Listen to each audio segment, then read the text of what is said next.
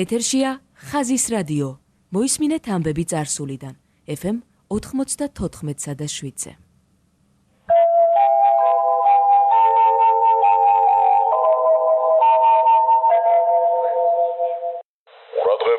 ურადღება.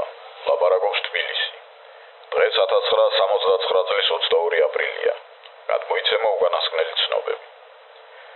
საბჭოთა კავშირის კომუნისტური პარტიის ცენტრალური კომიტეტის პოლიტბიუროს წევრობის კანდიდატი, საქართველოს კომპარტიის ცენტრალური კომიტეტის პირველი მდივანი ვასილ პავლეს მჟავანაძე ეწვია საქართველოს სახალხო მხატვრის უჩა ჯაფარიძის და რესპუბლიკის დამსახურებული მხატვრის ირაკლი ოჩიაურის სახელოსნოებს.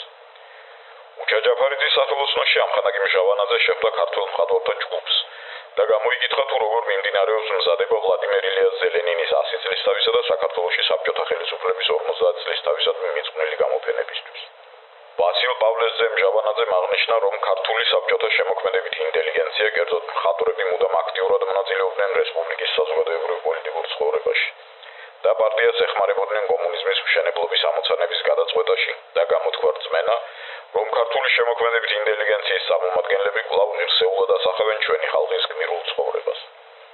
უჩა ჯაფარიძემ ამის პირობა მისცა და ქართველ მხატვართა სახელით მადლობა გადაუხადა ვასილ პავლეს მჟავანაძეს იმ ზრუნვისთვის, რომელსაც პარტია და მთავრობა უწევს რესპუბლიკის საქმეთი ხელოვნების ოსტატებს. ქუთაისის ორჯონიკიძის სახელობის საავტომობილო ქარხნის სექციონერ გამმართველმა სოციალისტური შრომის გმირმა ირაკლი ხაზარაძემ ვლადიმერ ილიას ზელენინის დაბადების 100 წლისთავის ღირსეულად შეხვედრისთვის გადაწყვიტა დამკვირვებლური შრომით აღნიშნოს ვლადიმერ ილიას ზელენინის იუბილემდე დარჩენილი 1 წელიწადი და ყოველი თვის გეგმა შეასრულოს სულ მცირე 120%-ით. დაანერგოს 10 რაციონალიზატორული წინადადება და კბილანჭრელის პროფესია შეესწავლოს 12 ახალგაზრდა მუშას. ირაკლი ხაზარაძე სოციალისტური შრომის გმირებს სოციალისტურ შეჯიბრში იწვევს და მოუწოდებს გაიზიარონ მისი ინიციატივა.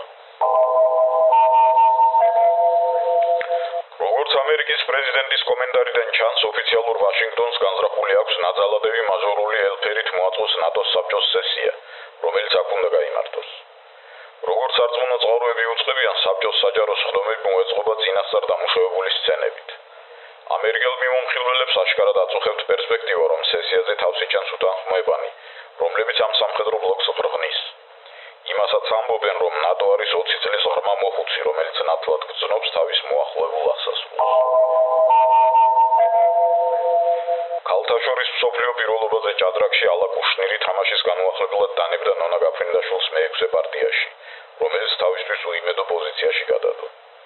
მე-7 პარტია გაიმართება დღეს რუსთაველის სახელობის თეატრში. თეთრი ფიგურებით ითამაშებს ალა კუშნირი. გადმოიცემოდა 1979 წლის 22 აპრილის უკანასკნელი ცნობები.